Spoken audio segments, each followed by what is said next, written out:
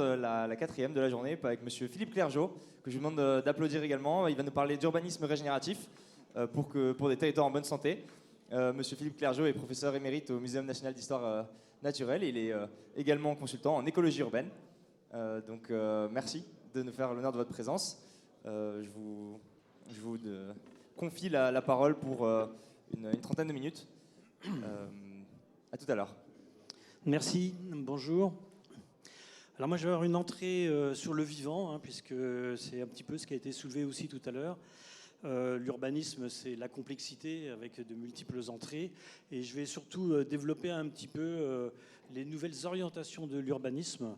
Mais avant, je vais un peu trop rapidement, je vais passer sur les enjeux. Je pense que tout le monde a compris et tout le monde connaît l'urgence et l'importance de développer de la nature en ville pour les multiples services, entre guillemets, que ça rend. Je vais être beaucoup plus direct. Et moi, je fais une différence entre la nature et la biodiversité. Je vais expliciter un petit peu. La nature, c'est un peu tout. C'est les cailloux, c'est le climat, c'est le géranium. Voilà, tout ça, c'est des êtres vivants ou pas. La biodiversité, c'est une diversité naturelle des organismes et leur fonctionnement. Donc, c'est pas que de la richesse. Et là, il y a beaucoup trop de collectivités qui travaillent uniquement sur il me faut avoir beaucoup d'espèces. Ça, c'est très facile à voir. Il suffit de les planter. Et puis, on a beaucoup d'espèces. L'idée de la biodiversité, c'est à la fois la diversité et à la fois les relations entre ces espèces et le biotope qui est leur cadre de vie, entre guillemets. Et ça, c'est fondamental, parce que c'est ça qui va expliquer plein de choses, et notamment les notions de durabilité, qui sont une des bases, j'y reviendrai à la fin, de l'urbanisme régénératif. Pourquoi biodiversité, stabilité? Parce que juste pour rendre des services, le platane, c'est génial. Le platane, il rend tous les services qu'on veut. Voilà, je ne développe pas tout, mais c'est un arbre qui stocke très bien du CO2, qui a des grosses feuilles faciles à ramasser, qui supporte complètement les stress hydriques et autres, etc., etc. Mais c'est pas stable. C'est pas durable. Pourquoi? Parce que les maladies des arbres, le cas de l'orme a été très bien illustratif dans les années 1970. Quand on n'a qu'une seule espèce, on est en train d'installer en ville des monocultures d'arbres comme les platanes, monocultures de sédum sur toutes nos toitures. Et donc, ça rend les services qu'on attend de cette nature, mais ce n'est pas durable dans le sens où le moindre accident climatique, le moindre accident sanitaire, et il y en a plein sur le platane qui sont en cours, font disparaître la capacité de survie de ces arbres. Donc il faut viser aussi une diversité d'espèces. Et donc du coup, c'est cette diversité qui va amener une forme de stabilité, c'est-à-dire aussi en même temps donc, des services écologiques que rend mon arbre. Et même si j'ai un arbre qui disparaît, l'ensemble des espèces d'arbres présentes vont permettre de continuer à donner, c'est un peu rendre ces services. Donc, l'idée forte qu'on est en train d'essayer de développer, et vous allez voir à plusieurs échelles, c'est plutôt que de verdir et de dire qu'il faut mettre de la nature en ville, ce qu'on fait aujourd'hui, je pense que tout le monde a compris ça, c'est plutôt de favoriser une biodiversité. Alors nous, écologues, on parle de biodiversité fonctionnelle, c'est-à-dire avec des espèces plutôt indigènes, autochtones, qui ont des relations entre elles déjà et qui vont permettre aussi l'accueil de prédateurs et de la reconstitution, c'est ce que j'ai mis en bas à droite, de chaînes alimentaires qui sont un peu les bases, c'est un des processus écologiques importants. Il y a une notion d'échelle, c'est compliqué, le biologique, c'est une des sciences les plus compliquées, et on a une tendance à faire des boîtes pour pouvoir expliciter, comprendre et puis pouvoir agir peut-être. Et notamment, pour faire simple, il y a une échelle locale sur laquelle on peut avoir une réflexion de plantation, etc. Mais aussi une échelle globale. Et cette échelle globale va prendre en compte d'autres processus. L'échelle locale, alors elle rend plein de services, je ne vais pas les reprendre, vous les connaissez tous, la récréation, le cadre de vie, les régulations d'énormément de problèmes et de problèmes environnementaux, et bien sûr ça favorise la biodiversité. Je n'ai pas le temps de développer du tout la demande énorme, la demande sociétale énorme qui est derrière ça. Vous avez bien vu, confinement, qu'est-ce que font nos décideurs? Ils ferment tous les parcs et jardins. Immédiatement, on a 400 000, on a 400 000 New-Yorkais qui sortent de la ville de New York. On a 24% des Parisiens qui quittent la ville. Voilà. Ça exprime bien qu'on peut vivre en ville, travailler, culture géniale, tout ça. Mais ce n'est pas le cadre et l'ambiance dans lequel on est bien et dans lequel on peut supporter aussi des contraintes de ce type-là. Donc ça, c'est à l'échelle locale. Et cette échelle, alors c'est le bâtiment, hein, le jardin, la petite parcelle. Aujourd'hui, on gère ça de mieux en mieux. Il faut être honnête, les services municipaux font des choses tout à fait intéressantes. Et concrètement, intramuros, alors je ne parle pas de l'étalement urbain, je parle dans la ville, on a de plus en plus d'espèces végétales et d'espèces animales qui s'installent. Parce qu'on a des gestions écologiques que je n'ai pas le temps de développer non plus, qui le permettent.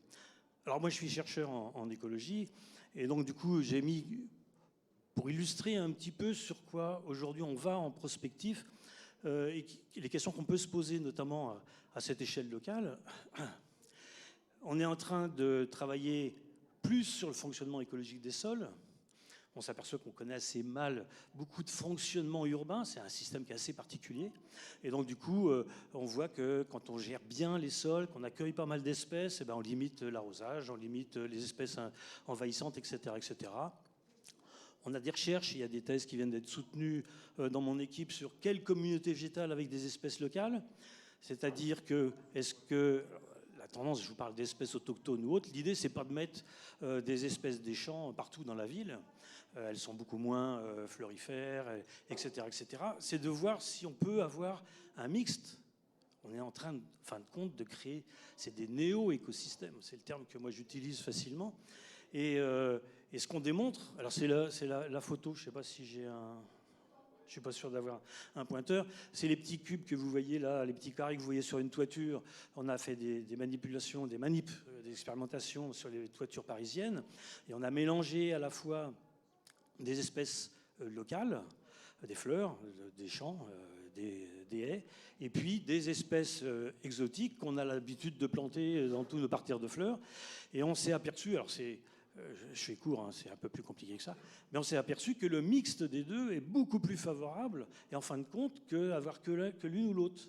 On a plus de pollinisateurs, on a plus de relations, les espèces poussent mieux. Donc ça veut dire qu'il finit par y avoir des relations entre ces espèces exotiques et les espèces autochtones. Alors il faudra qu'on travaille sur le sol pour voir si on a des bactéries, des mycorhizes, des choses comme ça qui évoluent aussi. Alors il y a plein de questions sur la permaculture.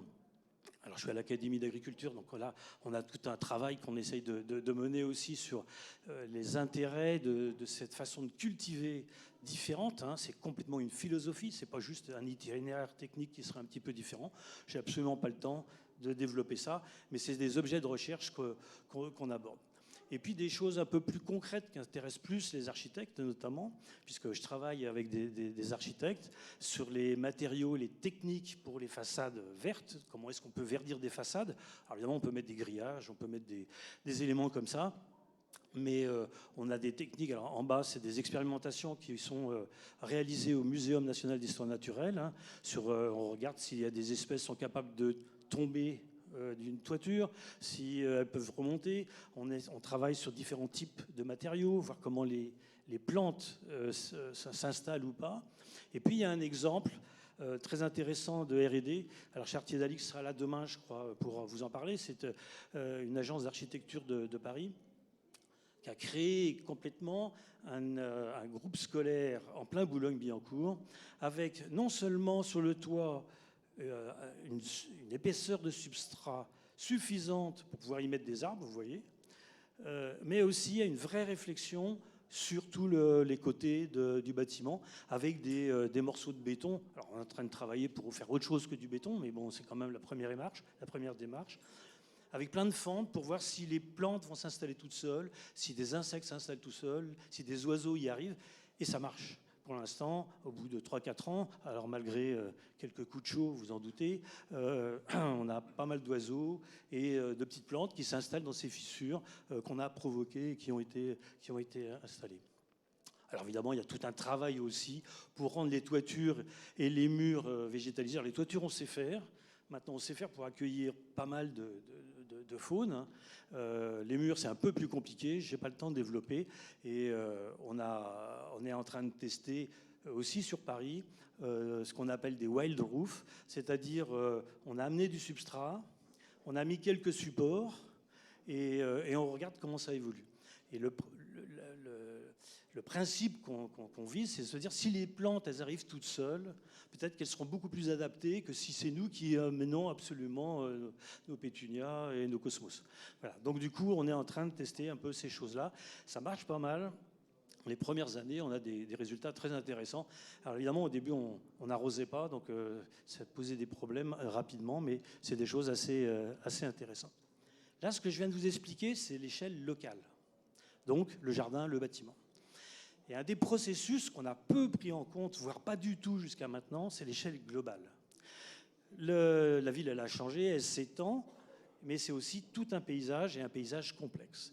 Et dans les processus écologiques à cette échelle-là, il y en a un et dont on parle beaucoup maintenant. Nous, alors ça fait beaucoup de temps qu'on travaille là-dessus. C'est sur toutes les continuités, les corridors écologiques et ce qu'on appelle maintenant des trames vertes et bleues. Donc en gros, vous voyez, on a les espèces vivent dans ces taches grises un peu, c'est très schématique, hein, vivent dans ces taches grises, c'est un bois, pensez à un bois, avec des corridors qui sont des haies, hein, les espèces circulent là-dedans, et puis autour, on appelle ça une matrice, c'est moins favorable aux espèces. Et ça a été démontré, ça fonctionne, ça a été démontré chez plein d'espèces, j'en ai mis quelques-unes à droite pour illustrer ça. Ça marche sur plein d'espèces et ça a été démontré sur des très grands territoires, en Australie et aux États-Unis notamment, et puis aussi en Europe sur des bocages beaucoup plus serrés, notamment en Bretagne. Alors la question qui s'est tout de suite posée, très rapidement posée, c'est les villes qui ont dit à tous les coups, on va nous dire qu'il faudrait faire la même chose. Et donc il y a une vraie réflexion qui a été menée sur les corridors écologiques en ville. Mais alors là, on a des problèmes parce que on peut imaginer que des grands parcs bien gérés, avec plein de guillemets, vont accueillir beaucoup d'espèces et peuvent donc être ces réservoirs de biodiversité dont je parlais tout à l'heure. Mais les corridors, il n'y en a pas en ville. Il y en a très peu, parce qu'on a des coupures un peu partout. Et quand on les analyse, on voit que on a les bords de fleuves, de canaux, on a des infrastructures. Toutes nos infrastructures peuvent jouer ce rôle-là. Et c'est des choses qu'on a étudiées, qu'on a développées. Alors, notamment, il y a eu un gros programme de recherche qui s'appelait Trame verte urbaine que j'ai animé. Il y avait une soixantaine de chercheurs de 7 ou 8 villes françaises. On a travaillé sur différents types de morphologie urbaine. Et on a confirmé le fonctionnement. Alors, c'est le même en vert, là, c'est le même schéma que tout à l'heure. Tout à l'heure, il était gris, là, il est vert. Mais ce qu'on a montré aussi, c'est qu'en ville, on peut avoir des corridors discontinus qui fonctionnent quand même. Ça, on l'avait montré en campagne. Hein, c'est-à-dire que dans une grande prairie, quand on a des petites taches de ronces, on voit les espèces qui se baladent en utilisant ces espaces relais. C'est intéressant parce que ça veut dire qu'on n'est plus obligé d'être complètement focalisé sur un corridor hyper continu, évidemment indispensable aux mulots, à l'escargot ou autres, mais qu'on peut tout à fait avoir des corridors discontinus, ce que nous on a appelé en pas japonais. Et du coup, ça relève d'un intérêt certain sur tous les vieux lotissements et autres, les pavillonnaires, où on va retrouver des jardins, des haies, qui sont autant de structures d'accueil pour la faune ou pour la flore. Alors je vais vite, je n'ai pas le temps d'aborder les notions de gestion et des choses comme ça, mais derrière ça, il y a des questions de recherche qui sont posées. Et il y en a une qu'on a fait émerger assez rapidement, qui était assez originale, c'est de dire, quand on parle de trame verte et bleue, on pense toujours en 2 dimensions. C'est-à-dire c'est au sol, par où on va passer. Et en ville, on s'est posé la question mais ces bâtiments, s'ils étaient bien végétalisés, est-ce qu'on ne pourrait pas imaginer une trame verte et bleue en 3 dimensions ? Enfin, verte, bleue, c'est plus compliqué. Verte au moins. Donc on a fait pas mal d'études comparatives. Le résultat, de façon très très grossière, encore une fois, ça ne marche pas. Pourquoi ? Parce que aujourd'hui, toutes les toitures végétalisées sont très sèches. Donc on a un système écologique qui va favoriser plutôt des espèces d'écosystèmes secs. Et tous les murs qu'on a, où pratiquement, ils sont avec des irrigations. Patrick Blanc, vous connaissez tous les beaux murs de Patrick Blanc, par exemple, mais pas que. Hein, il y a énormément de façons de gérer ça, avec des modules ou autres. Tous les murs végétalisés sont avec des irrigations. Et là, on a des espèces carrément de zones humides. Hein, on a des moustiques, par exemple. Voilà. Donc, du coup, on va avoir, bien sûr, une partie des espèces qui va pouvoir être retrouvée un peu partout. Les fourmis, certaines araignées, tout ça, on va les retrouver partout. Mais ça peut pas marcher sur un vrai corridor en tant que tel. Alors l'idée pour nous, c'était pas de dire il faut mettre la même chose partout pour pouvoir avoir une circulation d'un maximum d'espèces, mais c'est d'aller un peu plus loin en se disant il faudrait que certaines toitures, notamment, c'est un objectif, se rapprochent un peu plus de ce qu'il y a au sol. Parenthèse, un peu appliquée, les bâtiments végétalisés, que ce soit en toiture ou en mur, ne remplaceront jamais la pleine terre. Le combat qu'on a à mener, c'est la pleine terre.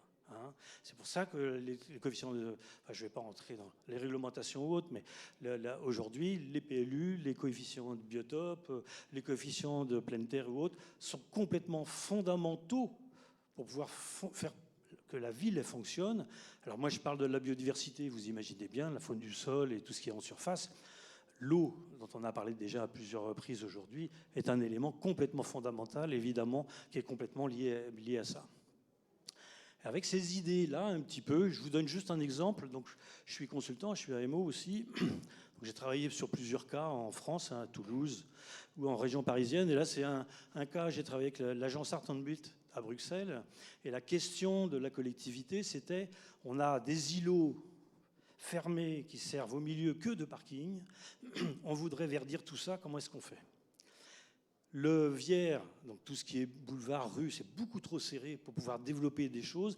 Et la réflexion qu'on a menée, donc avec paysagistes et architectes, c'est de reprendre un peu, pour ceux qui connaissent les projets de Cerda à Barcelone, c'est de reprendre aussi des îlots qui s'ouvrent. Hein, Porzampar a fait un peu la même chose aussi, avec des circulations au sein des îlots qui sont pour certains en réhabilitation. Et du coup, on ouvre l'îlot, et vous voyez un plan d'architecte en bas avec des jeux de hauteur, avec un verdissement. Alors après, à nous, écologues, d'accompagner le paysagiste sur les types de verdissement, ce qui est possible, ce qui n'est pas possible, etc.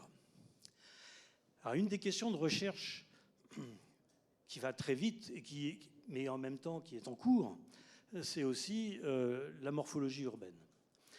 Vous doutez bien que du moins dense, avec complètement à gauche la petite maison au milieu de son jardin, avec un ensemble de bâtis, par exemple en habitat intermédiaire, on n'a pas la même organisation bâti-non bâti, c'est évident. Alors en énergie, on connaît, il y a des travaux américains super pour bien expliquer comment, dès qu'on a regroupé 4 maisons ensemble et qu'on a regroupé un peu les jardins autour, on a un gain d'énergie qui est énorme. Mais en biodiversité, ça ne va pas de soi. Je vous ai dit tout à l'heure que les pas japonais, ça ne marchait pas trop mal. Donc du coup, on est en train de chercher, c'est un travail qui est mené au plan urbain, construction, architecture du ministère de la Transition. Hein, et on est en train, donc on a 7 lauréats, voilà, et on est en train de suivre un peu leurs travaux. Ils comparent la biodiversité. Alors, ce n'est pas que faunistique, floristique, hein, des grosses espèces et des toutes petites, pour voir qu'est-ce qui est le plus favorable à l'installation, au maintien et à la dispersion des espèces. Alors, vous avez compris qu'on est parti de la nature, on va vers la biodiversité. Et là où je voulais vous emmener, c'est sur cette notion d'urbanisme régénératif. Qui est basé beaucoup sur les solutions basées sur la nature, qui sont des termes que tout le monde connaît aujourd'hui. L'idée, c'est de s'inspirer du fonctionnement des écosystèmes et pas simplement de copier quelque chose qui est limité. Donc, on peut recréer en ville des écosystèmes, mais on peut aussi aller beaucoup plus loin, c'est imaginer que la ville est un écosystème. Alors ça ne sera pas une forêt, ça ne sera pas une lande, ça ne sera pas un étang, mais c'est un système en tant que tel, et où on va retrouver les notions d'humain et de non-humain qui sont pris en compte en même temps. C'est des propos qui ont été tenus tout à l'heure, hein, c'est-à-dire qu'aujourd'hui, le changement de paradigme de l'urbanisme, qui est très long parce qu'il y a une culture, il y a des lobbies, il y a des connaissances et des compétences qui ne sont pas toujours visiblement au même niveau, pour pouvoir imaginer des constructions, que ce soit des constructions neuves ou des requalifications, qui intègrent beaucoup plus les fonctionnements globaux. Et alors j'ai mis bio-inspiration parce que c'est un terme aussi qui est un peu à la mode et puis qui est assez intéressant parce qu'on comprend bien que l'idée c'est de se rapprocher des processus écologiques. C'est un gage de durabilité et de résilience pour la ville. Je ne reparle pas de résilience, on en a parlé tout à l'heure suffisamment, je pense. Alors là c'est pareil, on est en train de travailler, nous, alors plutôt avec les Néo-Zélandais d'ailleurs, qui sont un peu en pointe sur ces sujets-là. Comment est-ce que la ville peut faire écosystème ? C'est-à-dire comment est-ce qu'une grande échelle, l'échelle globale, alors toute la ville, c'est souvent un peu compliqué si elle est très grande, mais sur des petites villes ou sur des grands quartiers, on peut imaginer un vrai système, complexe évidemment, où la notion de gestion écologique est au cœur. Et la gestion écologique, pour moi, c'est pas que ce qu'on a dit tout à l'heure, les déchets, l'eau et la pollution de l'air. C'est aussi le vivant, qui est complètement fondamental pour pouvoir permettre à l'humain de vivre dans la ville. Alors bon, ça, c'est des exemples que j'ai pas le temps de détailler. Hein. Il y en a des très vieux, comme Central Park, où il y a eu une vraie démarche de l'urbanisme, de construire un grand parc, à la fois pour la gestion de l'eau et pour l'usage et la pratique des habitants, et après de construire ou de réaménager tout autour des grands collectifs en fonction des vents, en fonction du soleil, en fonction des possibilités de dispersion, etc. etc.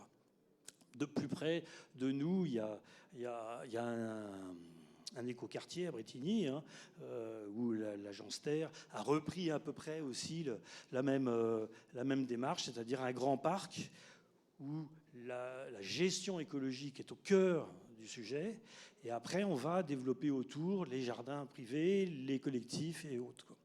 Je n'ai pas le temps de développer, mais c'est assez passionnant. Vous pourrez trouver des choses sur Internet. Et puis les autres, en Inde et en Australie, c'est des démarches aussi qui sont beaucoup plus gérées sur la gestion d'eau. Alors, pour résumer, l'idée, c'est de faire écosystème, de penser écosystème. Donc vous avez vu, il y a deux échelles. Hein. Il y a l'échelle du bâtiment ou du jardin. Alors là, on a des processus qu'on connaît bien. Et l'idée forte, c'est la qualité et les surfaces. Moi, je parle beaucoup des surfaces parce qu'on oublie souvent que ce n'est pas sur 2 mètres carrés qu'on fait quelque chose d'intéressant. Et puis à l'échelle globale, l'exemple en haut que je n'ai pas présenté, c'est Toulouse, où j'ai pu travailler avec des paysagistes sur des continuités écologiques, où on va essayer aussi de prendre en compte l'arrivée, la dispersion des espèces. Alors espèces animales, végétales, mais la plupart du temps en ville, on travaille avec les mobilités douces qui sont couplées avec ça. Et puis, pour résumer complètement ce que je vous ai dit, il y a les 3 étapes. Ça, c'est un papier qui vient de sortir dans Métropolitique, où tout ça, c'est plus développé que ce que je fais tout de suite. En bas, il y a la ville vivable. Hein. On végétalise parce que c'est indispensable pour notre propre survie. Alors, il y a les surfaces, il y a les besoins des citadins, il y a la notion de service, etc. La deuxième étape, qui est au-dessus, c'est viser une biodiversité qui va permettre une durabilité de ce qu'on est en train d'installer. C'est-à-dire, on n'est pas en train de planter des arbres ou des plantes, on est en train d'essayer de faire des écosystèmes, c'est-à-dire des relations entre ces espèces-là. Donc, on aborde la notion de biodiversité. Et le grand projet qu'on est en train d'essayer de développer au plus haut niveau, notamment donc dans les villes, et pour l'instant c'est vrai que c'est difficile à aborder très concrètement, c'est la ville régénérative, c'est-à-dire que c'est le système entier qu'on prend en compte avec ces processus écologiques. Mais, alors je parle d'écologie, en général je parle de socio-écologie, parce que bien évidemment l'homme est complètement au cœur de tous ces éléments-là. Voilà, je vous remercie pour votre attention. Ça, c'est 2 ouvrages où il y a tout ça.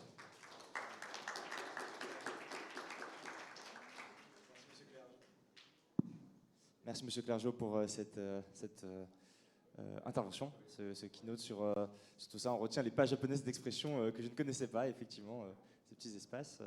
Alors, je peux prendre quelques petites questions du public. J'imagine qu'il y a probablement des interrogations que suscitent ces propos. Je vois Monsieur Villani, au premier rang, bon élève. Y a-t-il encore d'autres questions ou je vais passer la parole à Monsieur Villani pour la première. Merci beaucoup. Très vite, pourquoi avoir mis Taipei à un moment dans les diapos et qu'est-ce que doit illustrer Taipei? Oui, j'aurais pu mettre le premier arrondissement de Paris, c'est pareil. C'est-à-dire où il n'y a pratiquement aucune approche de verdure, d'écologie. On a joué sur la surdensité. C'est les exemples de l'urbanisme extrême que nous, on a eu un peu avec l'automobile aussi dans les années 70-80, où on a visé essentiellement, c'est avoir le plus de voitures possible, le plus de déplacements faciles et le plus de concentration humaine pour éviter les flux. Est-ce qu'on peut imaginer qu'on se lance un jour, que se lance un jour dans des projets à la Central Park en disant il y a un quartier entier qui va disparaître pour...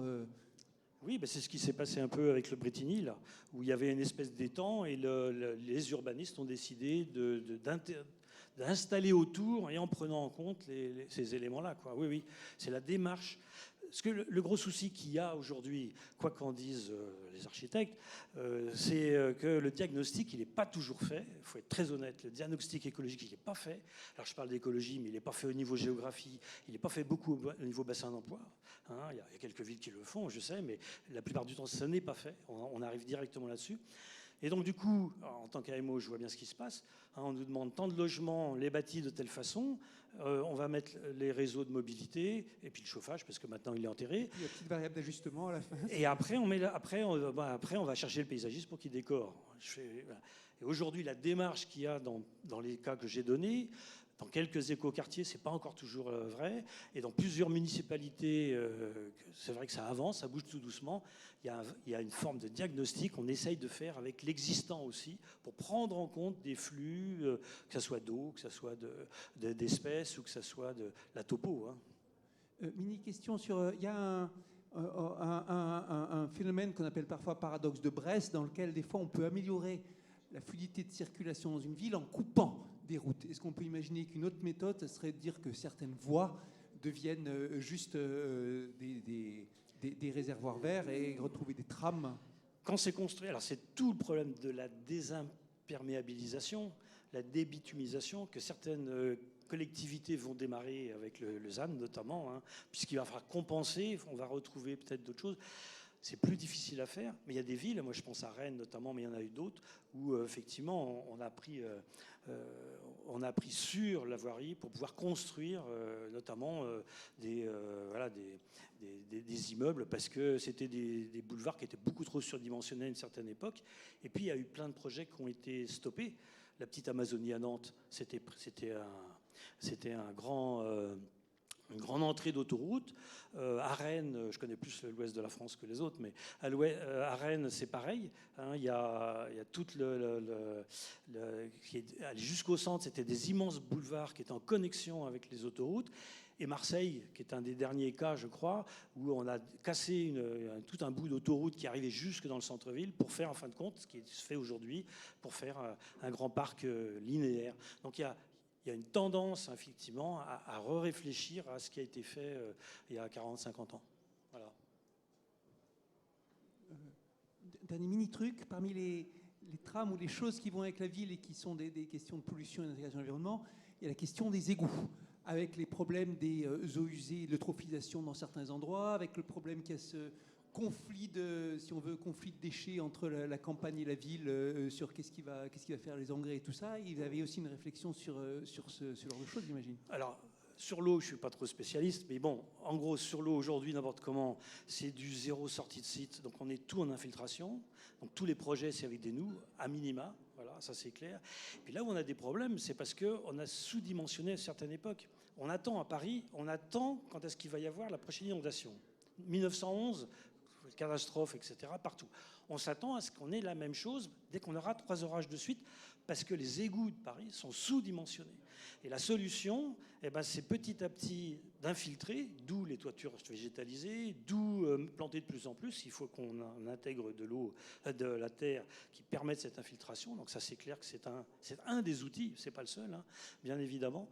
Et puis, c'est surtout le séparatif, quoi, hein, qui n'a pas lieu à Paris, où on mélange tout et qui est un vrai problème ancien qui aujourd'hui faut gérer. On se retrouve avec des plans un peu fous qui à l'époque n'étaient pas du tout d'actualité. J'arrête là-dessus. Merci pour cet échange.